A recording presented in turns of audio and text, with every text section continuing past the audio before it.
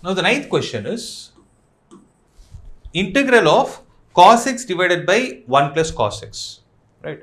So integral of cos x divided by 1 plus cos x. So what we can do is cos x can be written as cos square x by 2 minus sin square x by 2 the whole divided by 1 plus cos x is basically 2 cos square x by 2 times dx. So this will be equal to half into integral of cos square x by 2 by cos square x by 2 is 1, right?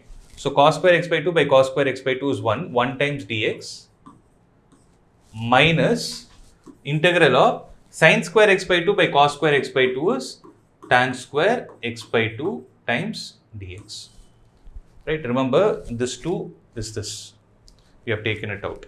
Don't make a mistake of writing it again, okay? So half into integral of dx will be x minus, again we don't have an integral for tan square, so it should be written as secant square x by 2 minus 1 times dx. So what will we have? Half of x minus integral of secant square is tan x by 2 divided by half, minus of minus is plus, plus you have integral of 1 as x, right? Now spread this 2 inside. Before we spread it, if you see x plus x is going to give you 2x.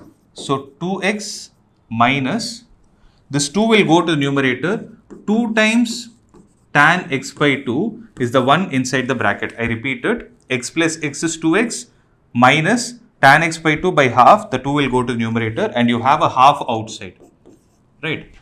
So if you observe, 2 can be taken out common from the numerator. So you will have x minus tan x by 2 plus c, which would be the final answer. So if I take the 2 outside, this 2 and 2 will get cancelled. You will be left out with x minus tan x by 2 plus c.